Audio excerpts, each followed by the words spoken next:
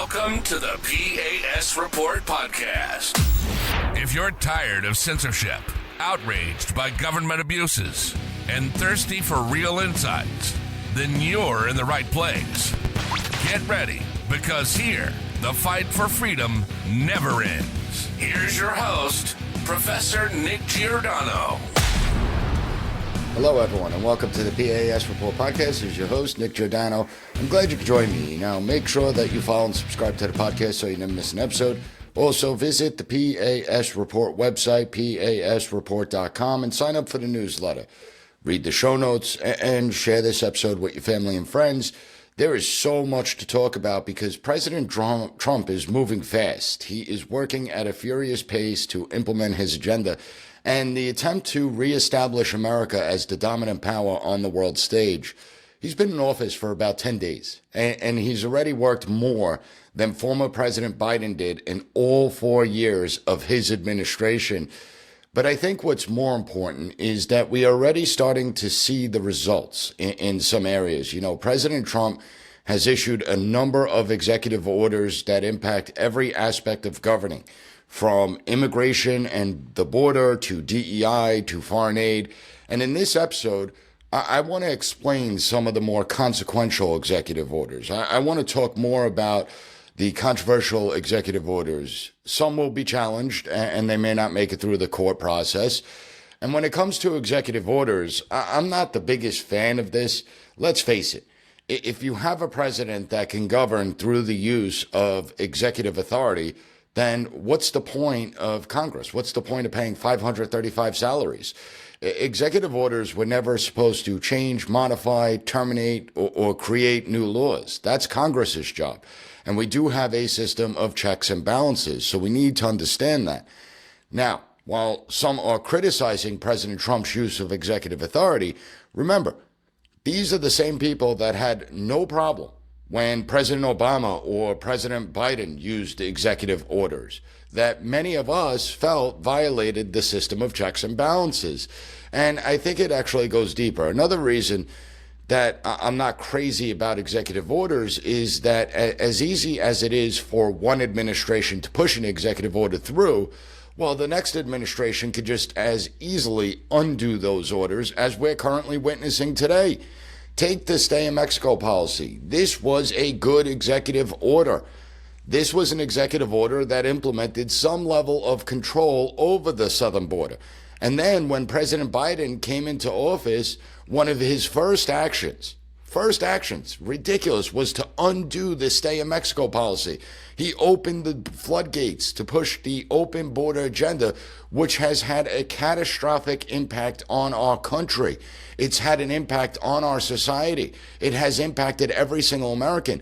And when President Trump was inaugurated last week, one of the first executive actions was to reinstitute the Stay in Mexico policy, get control over the border.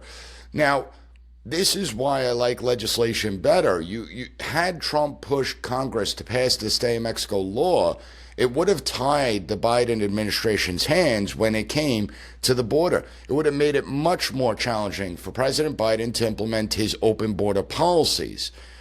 That's why I would encourage the president to not only use executive orders, but to push these orders through Congress so they could be codified into law.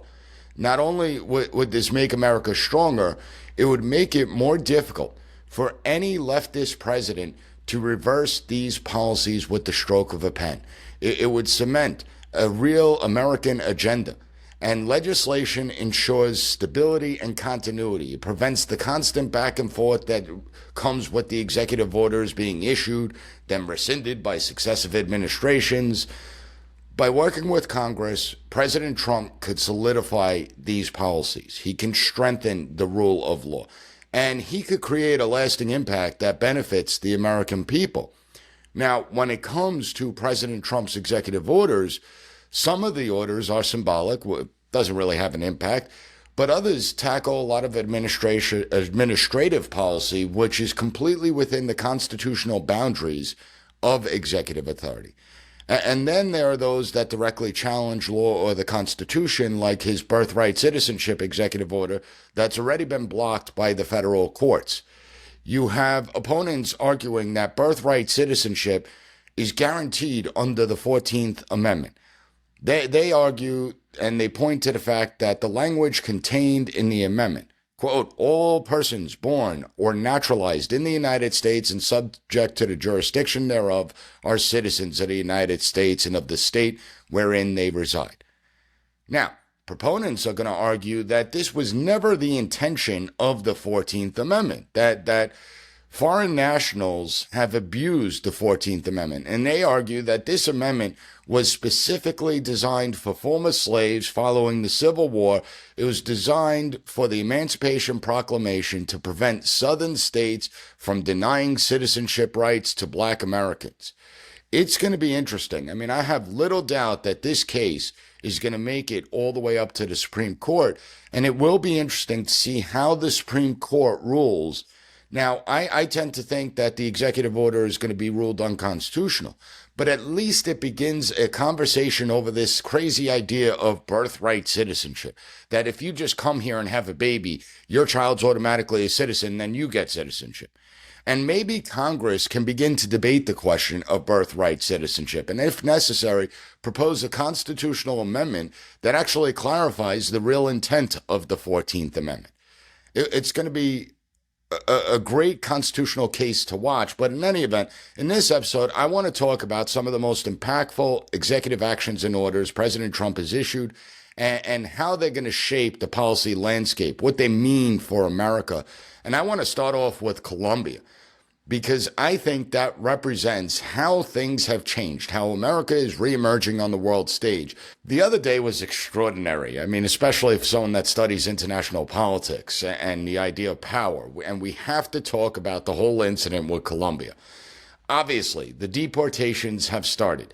You finally have a government that is being responsive to the people, that understands. We're talking about criminal illegal aliens and those that have already been ordered to be removed from the United States. And the left is apoplectic about this. They're screaming that this is humane. They keep insisting that with the deportations, crops are going to go unpicked, homes are going to go uncleaned, tables won't be bussed anymore. Who's going to mow our lawns?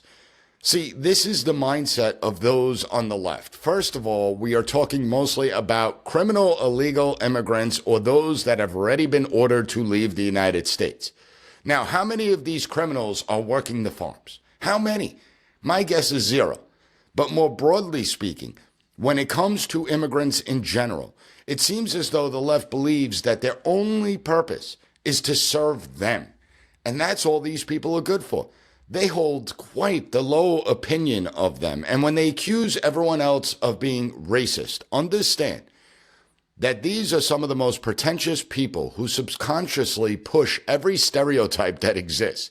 But they'll be very quick to lecture you about your inherent racism. Now, getting back to Colombia, over the weekend, Colombia rejected a plane load of criminal illegal aliens that we sent back to Colombia for repatriation. President Trump told Colombia that if they don't accept their own citizens, we will slap on a 25% tariff on all their products, and the tariffs can go as high as 50%. Now, immediately the left started screaming, how about the price of coffee? It's going to increase as a result of the tariffs. See, he's increasing costs on Americans. Now, think about that for a second. And I want to look at Congresswoman Alexandria Ocasio-Cortez, because she wrote on X, to punish Colombia, Trump is about to make every American pay for more for coffee. Remember, we pay the tariffs, not Colombia. Trump is all about making inflation worse for the working class Americans, not better. He's lining the pockets of himself and the billionaire class. I mean, first of all, I don't think Trump got into the coffee business, just saying. And I want to remind everyone that these are criminal illegal aliens that people like Congresswoman Alexandria Ocasio-Cortez would rather remain in the United States so they could have a cheaper cup of coffee. They don't care about the brutal crimes these people committed. They don't care about the victims of these crimes. We are talking about theft, assaults, drug trafficking, human trafficking, rape, pedophilia, even murder. But AOC isn't worried about that. Instead, she cares more about the price of coffee. Again, it shows the mindset of those on the left. And In any event, the Colombian president tried to go toe-to-toe with President Trump, and he announced that, well, they're going to tariff American products. He released this long diatribe statement basically lecturing America on what our immigration policy should be. I'm sorry, I didn't elect the president of Colombia to determine our immigration policy. But what happened an hour later was amazing. Colombia capitulated. It accepted its citizens to be repatriated back into Colombia. And that's the key. So not only do people like Congresswoman Alexandria Ocasio-Cortez care more about the price of coffee, they also show how little they know about geopolitics and power on the world stage. President Trump understands American leadership. He understands that we have far more leverage, and we can use that leverage against other countries to advance our policy interests. And this incident is directly related to the America First policy directive to the Secretary of State and the reevaluating and realigning United States foreign aid executive order that he issued. Now, under the Trump administration, our foreign policy must be based on core American interests. It must put the country and the American people first, as opposed to what we've been witnessing over the last several administrations. And if you go back to any of the 4 previous administrations, take Biden, Obama, W. Bush, Clinton, what normally would have happened, the second Colombia refused to accept their own citizen, those administrations would have backed down immediately.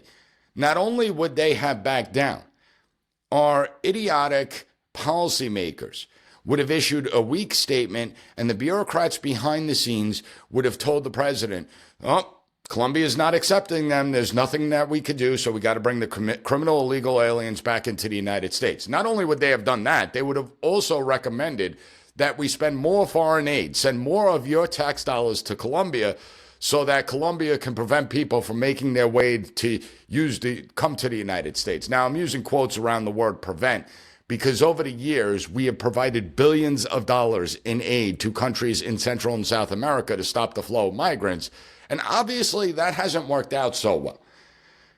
The truth is, they would have allowed Colombia to dictate the terms, leaving the American people to bear the burden of harboring criminal illegal aliens.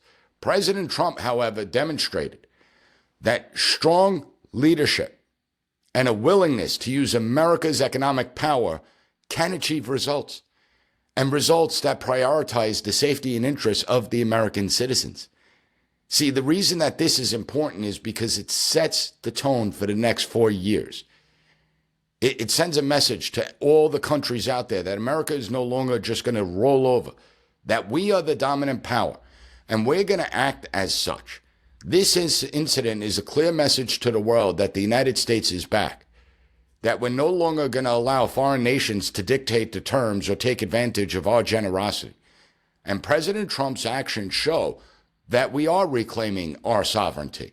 We are putting the interests of the American people first. To understand this, I'm going to dive into some other executive orders, some other executive actions that Trump has done, that he has issued, and they're already making waves, both domestically and internationally. President Trump has wasted no time. That's clear. And one of the first executive orders he issued was enforcing the Hyde Amendment. And this hasn't gotten a lot of attention, but I think it's important because the Hyde Amendment was passed by Congress and it officially bans federal funding for abortions. The fact that previous administrations, especially the Biden administration, circumvented Congress showed a complete disregard for Congress, showed a disregard for this common sense policy, I think speaks volumes. And by reinstating the enforcement of the Hyde Amendment, President Trump is not only adhering to the laws passed by Congress, but he's signaling a commitment to respecting congressional authority, to respecting the separation of powers. So I think that was an important one. Another executive order, one that I find very important, deals with AI. And it's also bringing in $500 billion already in investments from the private sector to invest in our AI infrastructure. And this executive order is called the Removing Barriers to American Leadership in Artificial Intelligence. It's going to allow the United States to streamline regulations, foster innovation, maintain its competitive edge in the field of artificial intelligence. And we see why this is so important as China releases its version of AI at a cheaper cost. Remember, this is a national security issue. Whoever leads in AI and quantum computing in the 21st century is going to be the dominant power of the 21st century. So this is a race. And in the end, it's not really going to matter all that much because the robots will eventually enslave and kill us all. But for the time being, this will allow American jobs and innovation to grow, to make AI better. Another executive order that's important, especially to me, is the declassification and release of all files pertaining to the assassinations of John F. Kennedy, Robert F. Kennedy, and Martin Luther King Jr. This is a fascinating EO.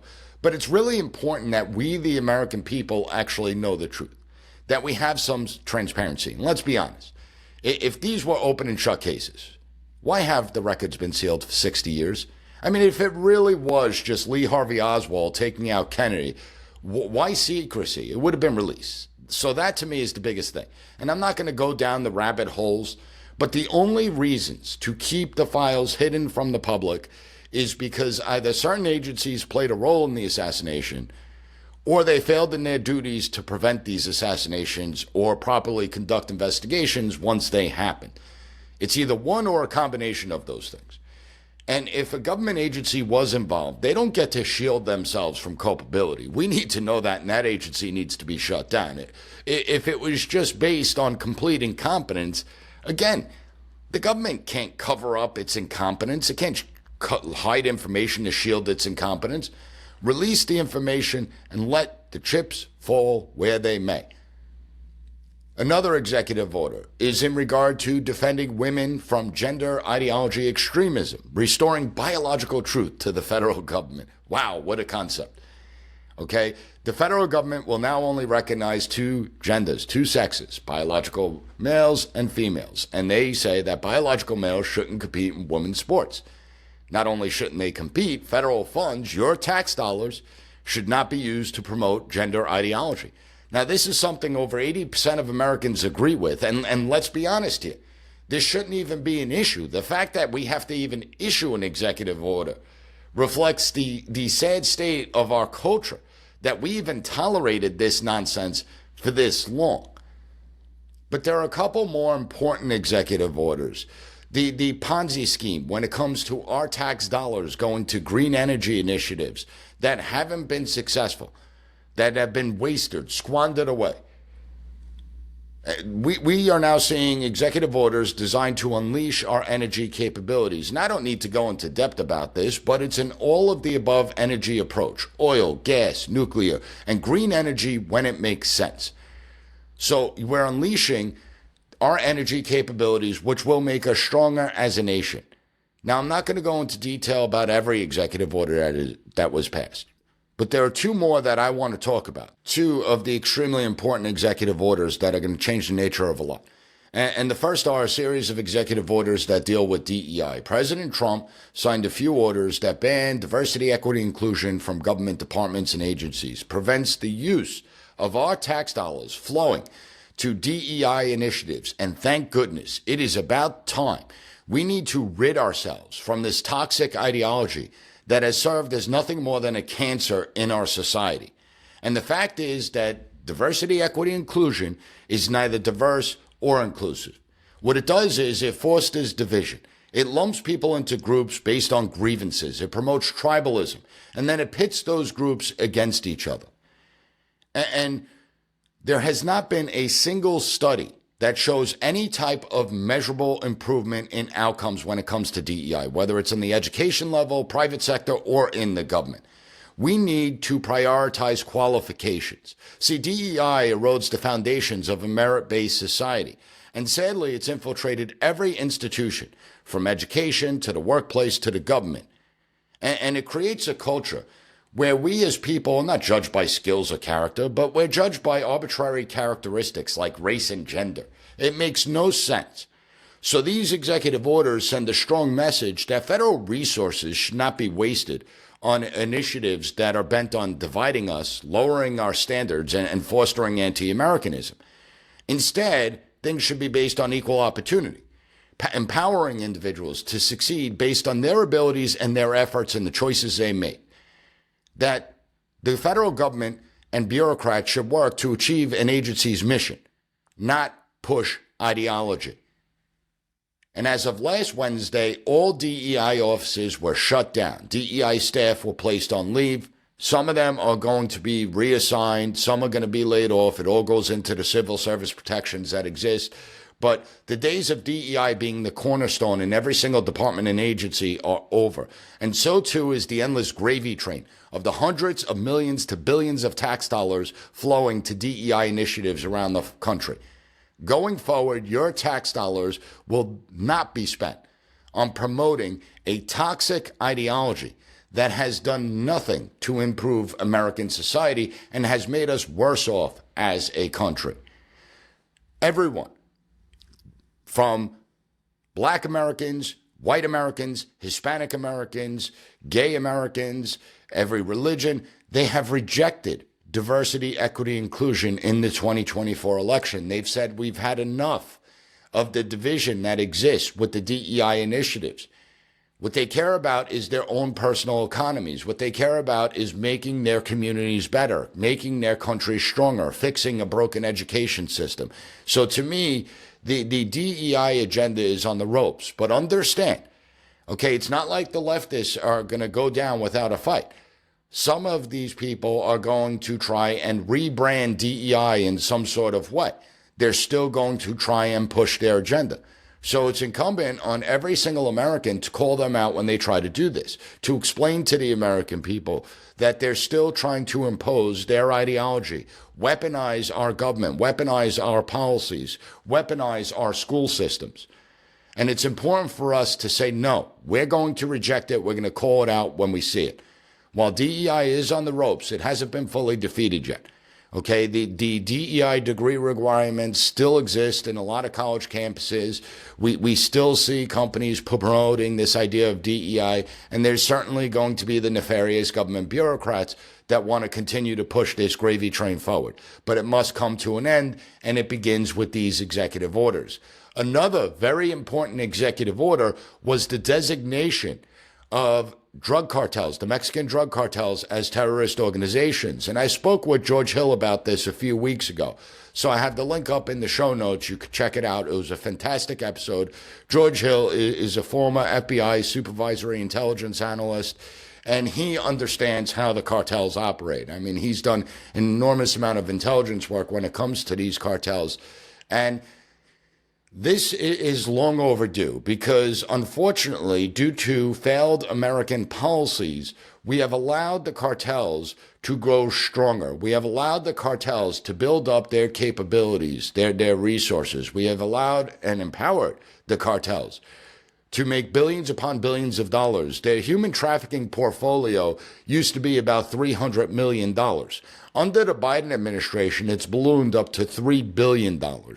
And where there's money, there is power. Understand, these cartels are extraordinarily capable. They have military-grade weaponry, they have training, they hire mercenaries.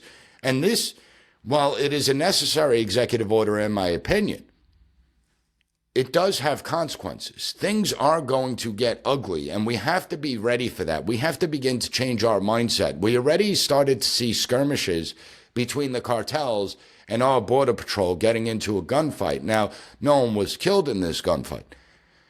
But these cartels are extraordinarily dangerous, and they're not going to sit there and accept the fact that they're going to lose billions of dollars. Okay, so we as Americans have to have our mindset prepared that we are going to see some incidents along the border. We are going to see incidents of cartel violence in American communities. We are going to see targeting of law enforcement officials, government officials, even maybe judges. And we have to be prepared for that. Not only do we have to be prepared, we have to remain steadfast. We can no longer allow these cartels to operate with impunity. We have to start to defang them. And it's not an easy thing to do because they've been ignored for so long.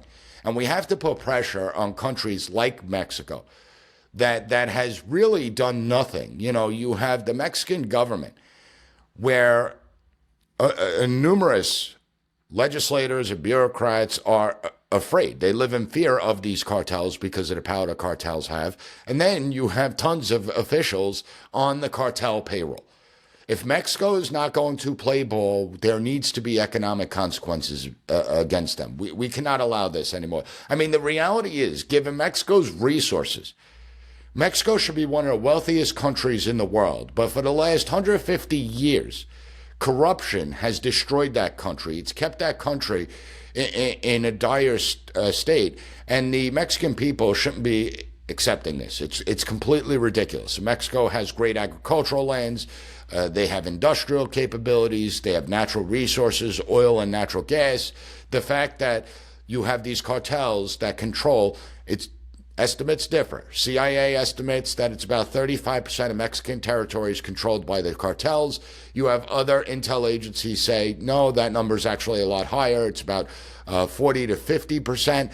And then the Mexican cartels are contesting another 10% of Mexican territory for control. We cannot have our southern neighbors, cartels, controlling territory like this. So we have to take a stand. And with Trump's executive order, we begin to do that.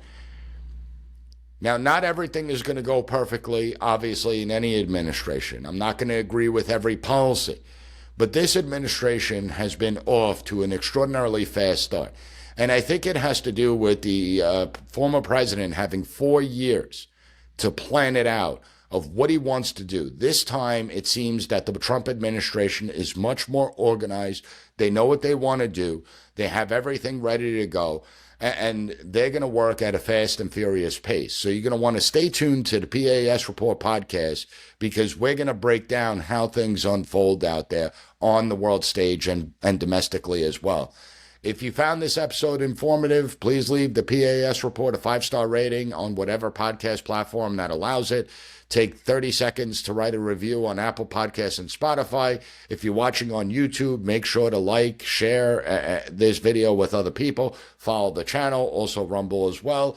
And share this episode with your family and friends. I want to thank you for joining me, and I will be back next week with another great episode of the P.A.S. Report podcast.